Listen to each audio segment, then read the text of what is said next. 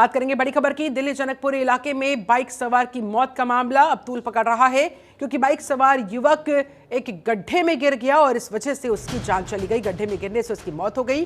दिल्ली जल बोर्ड का ये गड्ढा था जिसमें वो गिरा और उसकी मौत हो गई। दरअसल बाइक सवार शख्स अपने दफ्तर से घर की तरफ लौट रहा था। परिजन युवक के वो जिम्मेदार विभागों पर अब कार्रवाई की मांग कर रहे हैं, रो रहे हैं, बिलख रहे हैं, क्योंकि उनके परिवार का एक सदस्य चला गया है। लेकिन अब वो कह रहे हैं कि जिसकी लापरवाही की वजह से ये हादसा हुआ और जिसमें उसके परिवार की एक शख्स की जान चली गई, उन लोगों के खिलाफ, उन विभागों के खिलाफ, उन अधिकारियों के खिलाफ एक्शन होना चाहिए। दुर्घटना स्थल पर दिल्ली जल बोर्ड का काम चल रहा है। दिल्ली सरकार ने फिलहाल जांच के आदेश दे दिए हैं। दिल्ली के जनकपुरी इलाके से ये मामला सामने आया है, जहां ये दर्दनाक हादसा हुआ और इस हादसे में बाइक सवार युवक की गड्ढे में गिरने से मौत हो गई। परिजनों का आरोप है कि युवक के लापता होने के बाद वो रात भर दर्जन भर थानों के चक्कर लगाते रहे, लेकिन कोई स्पष्ट जानकारी नहीं मिल पाई। उसके बाद सुबह तकरीबन 7 बजे पुलिस ने फोन करके परिजनों को युवक का शव बरामद होने की जानकारी दी। जानकारी के मुताबिक जिस जगह पर यह हादसा हुआ है वहां पर दिल्ली जल बोर्ड का काम चल रहा था। इसी वजह से वहां पर एक बड़ा सा गड्ढा बना हुआ था। सड़क पर गड्ढा खोदा गया था। यह हादसा कैबिनेट मंत्री आशीष सूद की विधानसभा क्षेत्र में हुआ है। इस मामले को लेकर परिजनों में गहरा रोष है। परिजन लापरवाही के लिए जिम्मेदार विभागों पर सख्त कार्रवाई करने की भी मांग कर रहे हैं। गुमशुदगी को लेकर तो ऐसा पता चले कि 11:53 में मेरी उससे लास्ट बात हुई थी। उसने कहा था कि 10 मिनट में घर आ जाऊंगा। अच्छा। तो मैंने उसको 12:30 में फ़ोन किया। उसका फ़ोन तो पूरा रिंग हो रहा था, बट कोई रिस्पॉन्स नहीं आ रहा था। तो फिर मेरे को थोड़ा हुआ कि दिक्कत थी, मुझे लगा कुछ हो ना गया और रास्ते में, क्योंकि आजकल वैसे दिल्ली में केसेस चल रहे हैं लोगों को गायब होने के। उस केस के चक्कर में फिर मैं बाहर निकला अपने एक दोस्त के साथ। फिर उसके बाद मैं बाहर निकला तो मैंने अपना उसको ढूंढना शुरू किया। फिर मैं थाने गया। सबसे पहले मैं उसका ऑफिस गया रोहिणी में। फिर रोहिणी से मेरे को उनके सर वगैरह का नंबर मिला। मैंने वहाँ से कोऑर्डिनेट शुरू किया कि कैसे कैसे लिंक बनाना। फिर जैसे तैसे मेरे को क्या नाम है, मैं इधर अपने जनकपुरी वाले थाने में आया तो उन्होंने मेरे को उसकी एक लोकेशन निकाल के दी कि इसकी लोकेशन लास्ट यहाँ पे है अवेलेबल। फिर जो अवेलेबल है मैं फिर सामने वाले पार्क में ढूंढते रहे। उन्होंने कहा इस पार्क के अंदर है वो। ये लापरवाही है, हादसा थोड़ी है। मेरा भाई इतना पागल थोड़ी कि सामने ये सुबह 8:30-9 बजे के करीब इस दुखद हादसे की जानकारी मिली। मैं तभी से इस मौके पे हूँ। एक बहुत ही दुखद घटना है जिसमें एक नौजवान की असमय अकाल मृत्यु हुई है। इसमें अभी तक की जानकारी के मुताबिक जितनी सावधानियां लेनी थी वो सब ली गई है,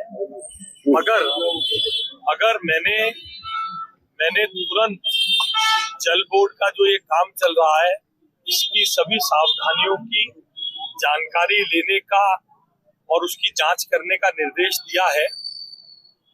अगर किसी की कोई कमी पाई जाएगी उसको बख्शा नहीं जाएगा, मगर इससे जो दुखद घटना हुई है उसकी पूर्ति नहीं होगी।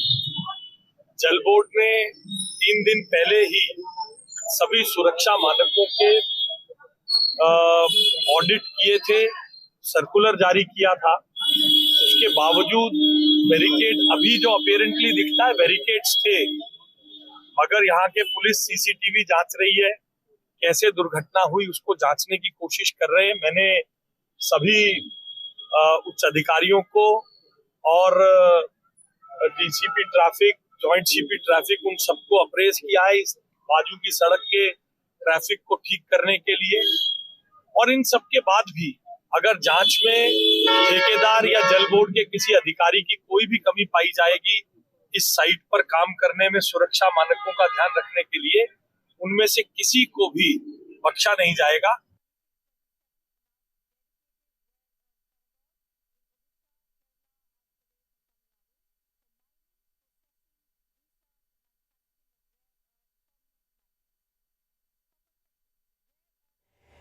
नरेंद्र भाटी हमारे साथ संवाददाता ज्यादा जानकारी के साथ दिल्ली से लाइव इस समय इस खबर पर कनेक्टेड है। नरेंद्र, सबसे पहले तो यह हादसा कैसे हुआ, कितने बजे का ये मामला है और परिजनों का क्या कहना है, पुलिस का क्या कहना है? देखिए शिल्पा, ये मामला बीती देर रात का है, जहां पर 25 वर्षीय युवक कमल जब वो अपने घर के लिए आ रहे थे तो रास्ते में उनकी अपने परिजनों से बात हुई थी। लेकिन उसके बाद उनकी बात होनी बंद होगी, जिसके बाद जब देर रात तक वो घर नहीं लौटे तो परिजन परेशान हुए और वो आसपास के कई थानों में गए। उन्होंने उनकी सूचना मांगी, लेकिन पुलिस के पास कोई सूचना नहीं थी, जिसके बाद हार थक कर परिवार घर पर रह गए। सुबह लगभग 7:30-8 बजे के करीब पुलिस के द्वारा फोन आया और परिजनों को बताया गया कि यहाँ पे एक शव मिला है, आप आकर इसकी पहचान कर लीजिए।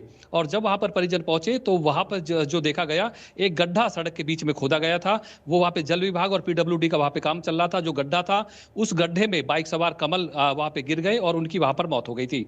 लेकिन सबसे बड़ी बात ये आती है कि जो कारण स्पष्ट हो पाया है कि रात के समय क्या वहां अंधेरा था, उस शख्स को गड्ढा दिख नहीं पाया, स्ट्रीट लाइट्स क्या काम नहीं कर रही थी, कोहरा था, कुछ वजह क्लियर हो पाई है क्या? देखिए शिल्पा, जिस प्रकार से अभी तक जो जानकारी सामने आई है उसमें सीधी सी बात यह है कि सड़क के पास जो गड्ढा खोदा गया था, ना वहां पे बैरिकेटिंग लगाए गए थे, ना वहां पे कोई रिफ्लेक्टर लगाया गया था और ना ही कोई आगे के लिए ऐसे कोई चिन्ह लगाए गए थे कि यहाँ पे कार्य चल रहा है। जब युवक अपने घर के लिए आ रहा था, उनको वो गड्ढा दिखाई नहीं दिया और वो बाइक समेत उस गड्ढे में गिर गए, जिसके कारण उसकी मौत हो गई।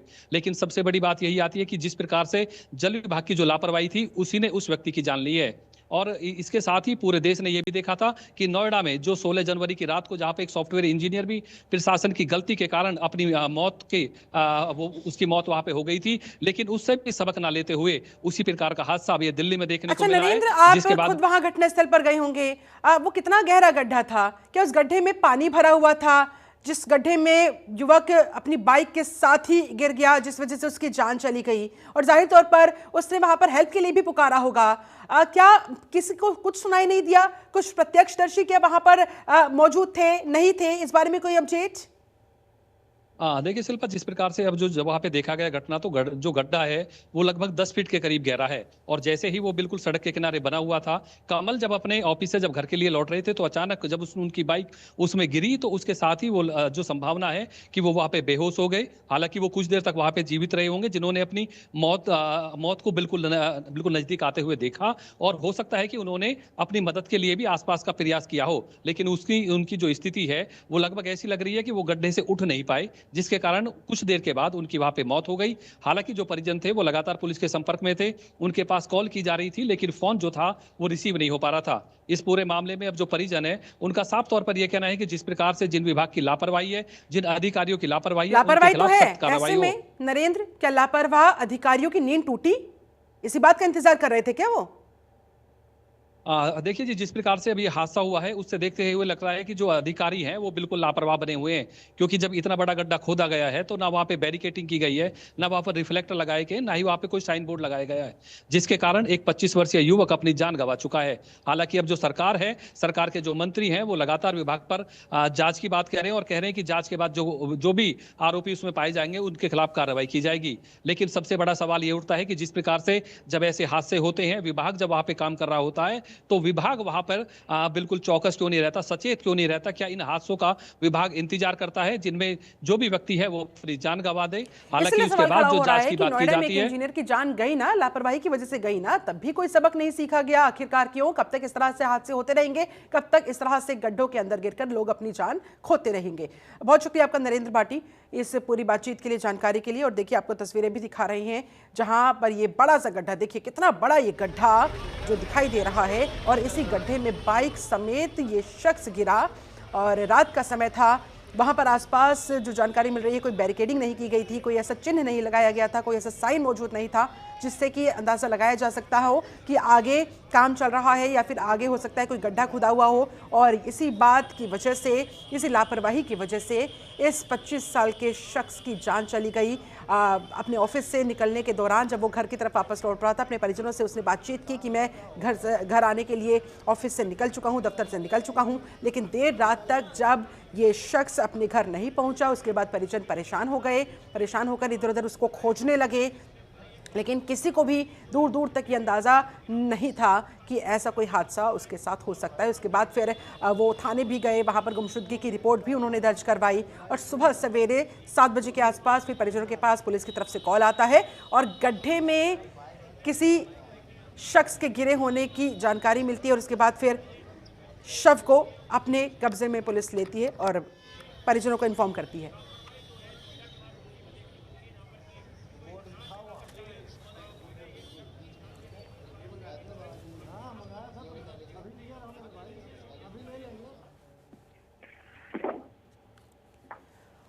और आप प्रवक्ता मनीष झा इस समय हमारे साथ फोन लाइन पर जुड़ गए हैं। मनीष जी, ये सिस्टम की भेंट एक और शख्स चढ़ गया। नोएडा का मामला अभी हम भूले भी नहीं थे कि दिल्ली से भी एक ऐसा ही मामला सामने आया, गड्ढे में गिरकर एक 25 साल के युवक की जान चली गई। बिल्कुल बिल्कुल शिल्पा जी, ये बहुत ही दर्दनाक और दुखदाई घटना है और साफ तौर पर ये दिल्ली सरकार की नाकामी का एक उदाहरण है।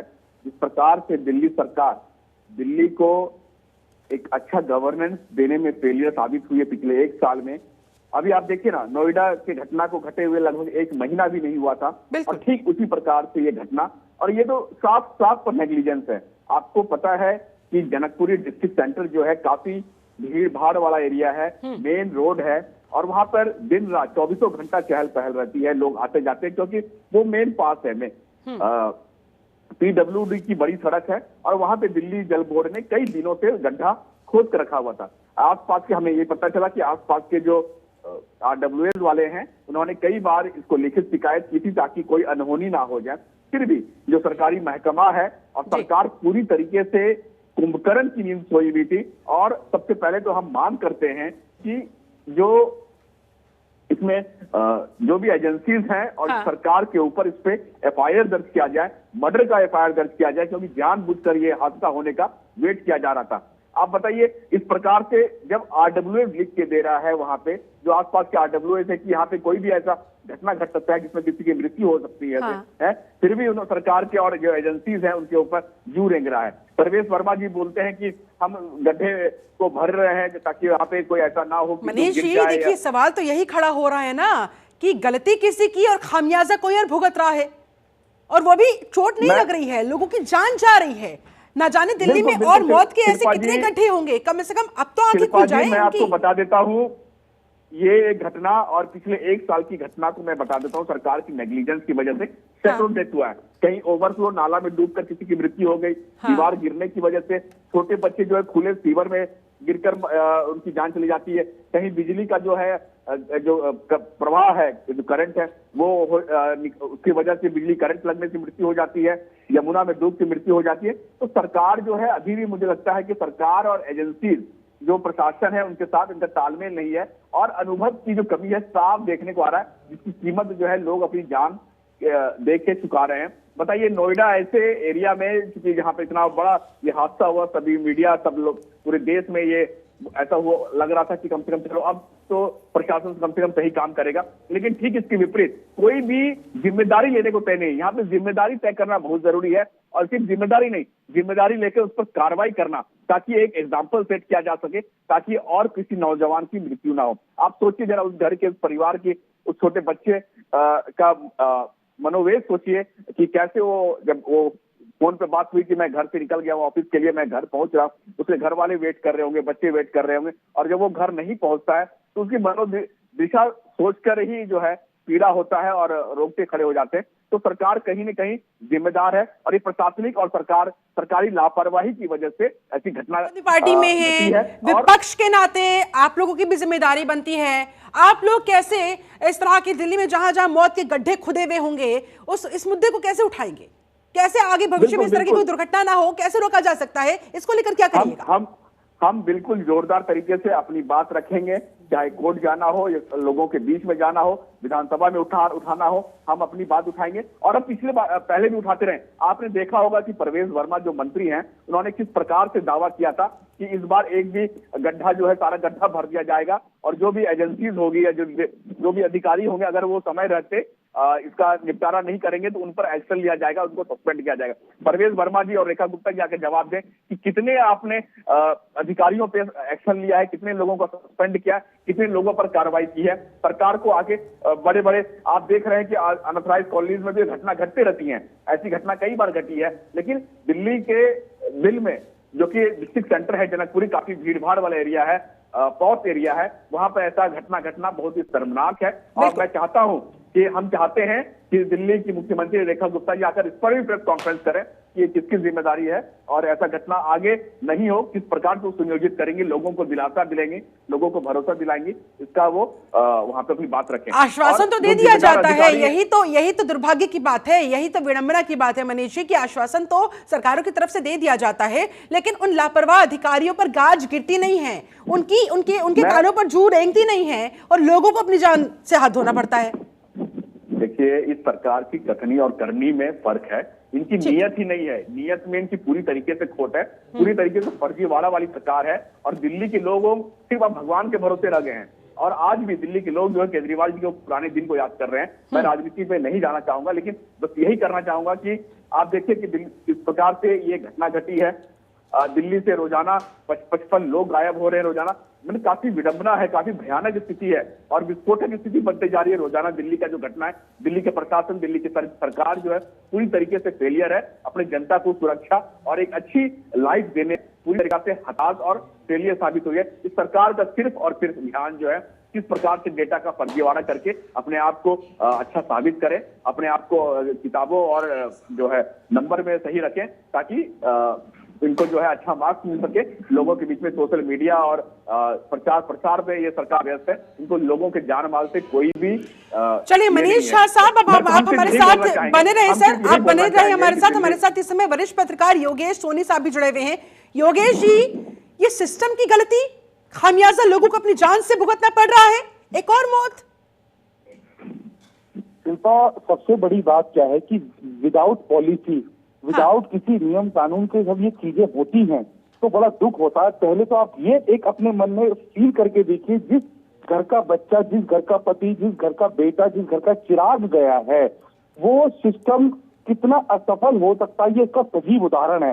उस परिवार की पीड़ा समझिए कि जिसकी ऐसी अप्राकृतिक मौत, जिसको हम देसी भाषा में बोलते हैं मौत मारे जाना, ये इतना बड़ा सवालिया निशान खड़ा करता है सरकार की श्रेणी पर कि हम उस बात के लिए हमारे पास शब्द खत्म हो जाते हैं। सड़क जब बार बार नहीं बनती है, उसके बाद उसको कभी पाइपलाइन के लिए खोदा जा रहा, फिर रिपेयर के लिए खोदा जा रहा, फिर किसी चीज के लिए। पूरी दिल्ली में अगर आप देखोगे तो खुदाई कभी बंद नहीं होती। लेकिन देखिए ना, अब तो ट्रिपल इंजन की सरकार है, अब क्या बहाना है सरकारों के पास? यहाँ पर बात ट्रिपल या सिंगल इंजन की नहीं है। जो मौजूदा सरकार है जिम्मेदारी उसकी है, चाहे कालखंड में कांग्रेस की सरकार रही हो या आम आदमी पार्टी की सरकार रही हो या हाल ही में भारतीय जनता पार्टी की सरकार रही हो। परंतु समस्या यहाँ पर ये है कि आप ये योजनाबद्ध तरीके से काम क्यों नहीं करते हैं? आखिर कितने लोगों की जान इस प्रकरण से जाएगी? ये हाथ से हम ऐसा नहीं कि कभी कभी देखते हैं, ये हाथ से हम रोज देखते हैं। बिल्कुल। और चूंकि देखिए सवाल मैंने इसलिए उठाया, ट्रिपल इंजन की सरकार, यानी कि पहले तो हम देखते थे कि भाई एमसीडी में कोई और, दिल्ली की सत्ता पर कोई और इस वजह से कहीं ना कहीं जो क्लैशेस आम आदमी पार्टी के बीच और बीजेपी के बीच देखने को मिलते थे, राज्यपाल के साथ जो इनकी लड़ाई देखने को मिलती थी। लेकिन अब तो ऐसा कुछ भी नहीं है, अब तो हर जगह भारतीय जनता पार्टी है, इसलिए जाहिर तौर पर उनसे ज्यादा उम्मीद है कि भाई अब तो सिस्टम ठीक कर दीजिए। बिल्कुल सही बात, ये आपका सवाल इस घटनाक्रम को लेके बहुत अच्छा मैच करता है कि अब आपके पास ना बजट का, ना क्या नाम है, आपके उपराज्यपाल से लड़ाई, ना किसी चीज से लड़ाई, उसके बावजूद भी ये स्थिति है। और आप ये देखिए कि कई जगह रात को ऐसा होता है जब हम आते हैं ऑफिस से तो वहां पर बोर्ड भी नहीं लगा होता, कोई लाइट चमकीली नहीं होती है और किसी तरीके से वहां पर आदमी अपनी जान बचाए निकलता है, लेकिन उसके बावजूद भी चीज चपेट में आ जाता है। तो राजधानी में इस समय जो हाहाकार मचा पड़ा है, इसके लिए सरकार को जिम्मेदारी लेनी चाहिए। और ये जो सरकार को जिम्मेदारी लेनी चाहिए। वीरेंद्र बब्बर साहब इस समय हमारे साथ बीजेपी प्रवक्ता जुड़ गए हैं, सीधा उन्हीं से मैं जवाब लेती हूं। वीरेंद्र जी, क्या हो रहा है ये राजधानी दिल्ली में? नोएडा का मामला, नोएडा का हादसा, अभी हम भूले भी नहीं कि एक और शख्स की जान चली गई, मौत का गड्ढा। निश्चित रूप से ये बहुत दुर्भाग्यशाली जानकारी है, ये सूचना बहुत दुखद है। और जिस परिवार के अंदर ये दुर्घटना घटी है, मेरी संवेदनाएं, मेरी पार्टी की संवेदनाएं उस परिवार के साथ है और इसकी घटना की जांच के आदेश दे दिए गए हैं। और निश्चित रूप से जो भी जिम्मेदार, अगर कोई इसके अंदर विभाग की कोई जिम्मेदारी है और विभाग के संबंधित जिस अधिकारी की जिम्मेदारी है, तो निश्चित रूप से उसके खिलाफ आपको विश्वास दिलाता हूं आपके चैनल के माध्यम से दिल्ली की जनता को कि उसके खिलाफ निश्चित रूप से जल्द कठोर से कठोर कार्रवाई की जाएगी। आश्वासन तो हमने नोएडा में इंजीनियर मौत के मामले के बाद भी सुने थे। आप संवेदनाएं प्रकट कर रहे हैं, अच्छी बात है, ठीक है, करिए, लेकिन ये लापरवाही कब थमेगी? कब इस सिस्टम में जो कमी पेशी है, कब दूर की जाएंगी सर? ट्रिपल इंजन की सरकार है राजधानी में। मैं आपकी बात से बिल्कुल सहमत हूं, पर निश्चित रूप से ये देखना होगा। मैंने बताया ना आपको कि बहुत दुखद घटना है। पूरी पार्टी की, पूरी सरकार की संवेदनाएं पीड़ित परिवार के साथ है और मेरे पास तो शब्द नहीं है। पर मैं आपको ये विश्वास दिलाता हूं आपके चैनल के माध्यम से कि निश्चित रूप से जिम्मेदार अधिकारी, जिम्मेदार विभाग, जो भी इसके लिए जिम्मेदार होगा, उसके खिलाफ जल्द से जल्द कठोर से कठोर कार्रवाई की जानकारी लेकिन सर आप लोग आश्वासन देते हैं कि भाई दिल्ली पुलिस पूरी तरह से एक्टिव है। सर वो रात भर गड्ढे में पड़ा रहा, मदद की गुहार लगाता रहा। अगर शायद कोई गश्त करने के दौरान पुलिस की टीम वहां से गुजर रही होती तो शायद उसकी आवाज सुन ली जाती, शायद उसे समय से बचा लिया जाता। सर यहाँ भी लापरवाही हुई है। मैं विद ड्यू रिस्पेक्ट मैं क्षमा चाहता हूं, मैं आपकी बात को काउंटर नहीं कर रहा, पर एक बात ये कहना चाहूंगा क्योंकि रात को उस समय ना आप थे ना हम थे, क्या वहां की परिस्थितियां थी केवल वो पीड़ित परिवार का जो वो बच्चा जो हमारे बीच में आज नहीं है, केवल वही जानता है कि वास्तव में क्या समय रहा होगा, क्या परिस्थितियां रही होगी। क्योंकि मैंने वहां पर ना लाइट होती है ना कोई देखा नहीं है उसके आसपास का वातावरण कैसा है, उसके आसपास कितने लोग रहते हैं, उसके आसपास कितने घर रहते हैं, उसके आसपास किस प्रकार की परिस्थितियां हैं, मेरी जानकारी में नहीं है। परंतु ये दुर्भाग्यपूर्ण घटना जो घटित हुई है, निश्चित रूप से इसकी निंदा की जानी चाहिए। संबंधित विभाग और उसके अधिकारियों के खिलाफ जांच होनी चाहिए और जिम्मेदार व्यक्ति के खिलाफ। चलिए मनीष झा साहब हमारे साथ आम आदमी पार्टी की तरफ से भी जुड़े हुए हैं। झा साहब, विश्वास हो पा रहा है? कह रहे कि भी जांच होगी और लापरवाह अधिकारियों पर गाज गिरेगी, निश्चिंत रहिए। हर प्रकार ये कोई राजनीतिक मंच नहीं है। हर प्रकार से जब भी घटना होता है भारतीय जनता पार्टी आके जांच होगी, एक्शन लिया जाएगा, जो दोषी अधिकारी होंगे उन पर कार्रवाई होगी, ये बोल के निकल जाते हैं और अगली घटना का ये वेट करते हैं। अगर इन्हें सचमुच करना है तो हम मांग करते हैं, आम आदमी पार्टी मांग करती है कि आज दिल्ली सबसे पहले की चुकी एक गड्ढा जो है दिल्ली जल बोर्ड के द्वारा पीडब्ल्यूडी के रोड पे किया गया था, तो दिल्ली जल बोर्ड के जो सीईओ हैं कौशल राज शर्मा जी और विभागीय मंत्री पर कार्रवाई हो, विभागीय मंत्री अपना इसमें गलती मांगे और अपना इस्तीफा दें तो और लीपापोती ना करें कि जांच होगा, कार्रवाई होगी। एक बच्चे नौजवान की मृत्यु हुई है और ऐसे सैकड़ों घटना पिछले एक साल में हुई है। कम से कम तब हम समझेंगे कि भारतीय जनता पार्टी सजग है, अपनी संवेदन दिखा रही है इस घटना के प्रति और लोगों ऐसा घटना ना हो इसके लिए आप आगे क्या करेंगे, दिल्ली जल बोर्ड को क्या निर्देश देंगे, पीडब्ल्यूडी को क्या निर्देश देंगे। आने वाले टाइम बारिश का समय आने वाला है और उस टाइम भी ऐसे कई सारे गड्ढे जो है खोद के रख दिए जाते हैं। तो सबसे पहले जो है दोषी अधिकारी और नीचे के अधिकारियों पर कार्रवाई नहीं, सबसे पहले जो है दिल्ली जल बोर्ड के सीईओ और पीडब्ल्यूडी के जो आला अधिकारी हैं, मंत्रालय विभाग के मंत्री सहित उनको सस्पेंड करना चाहिए और अपना इस्तीफा देना चाहिए। इस पे कब कोई भी मंजूर नहीं है। इस्तीफा देंगे मंत्री साहब, इस्तीफा देंगे, जिम्मेदारी लेंगे बब्बर साहब। देखिए, एक तरफ ये कह रहे हैं आम आदमी पार्टी के प्रवक्ता के इसके ऊपर राजनीति नहीं होनी चाहिए और खुद ही राजनीति कर रहे हैं। आपने पिछले 11 साल के कार्यकाल को देख लें, किस प्रकार से किन किन घटनाओं 11 साल की बात छोड़िए, अभी जवाब विधायकों ने, कितने मुख्यमंत्रियों ने इस्तीफा दिया। तो मैं जवाब आपकी बात का दे रहा हूँ। राजनीति ना करने की बात कह करके राजनीति करते हो, ये सबसे शर्मनाक बात है आपके लिए। मैंने कहा आपको निश्चित रूप से इसके अंदर जल्द से जल्द जिम्मेदार अधिकारियों के खिलाफ, जिम्मेदार विभाग के खिलाफ कार्रवाई होगी तो होगी। ऐसा नहीं होता क्या आप अगली घटना का वेट कर रहे हैं? नहीं, कार्रवाई तो नोएडा में भी हुई थी, क्या रोक लिया? क्या रोक लिया? राजधानी दिल्ली में मौत के गड्ढे में गिरने से इस युवक को क्या रोक लिया गया? सवाल यही खड़ा होता है सर कि अभी भी समय है। वीरेंद्र बब्बर साहब, राजनीति में नहीं पड़ना है, अभी भी समय है। आपकी सरकार है, आपका प्रशासन है, आपका पीडब्ल्यूडी है, अभी भी समय है सर। और जितने यहाँ पर इस तरह से मौत के गड्ढे राजधानी दिल्ली में बने हुए हैं, कम से कम समय रहते उनको भरवा दीजिए। भरवा नहीं सकते तो कम से कम वहां पर कुछ साइन बोर्ड लगवा दीजिए, बैरिकेडिंग करवा दीजिए। मैं आपको आपके चैनल के माध्यम से आपको एक बात विश्वास दिलाना चाहता हूं और बताना भी चाहता हूं।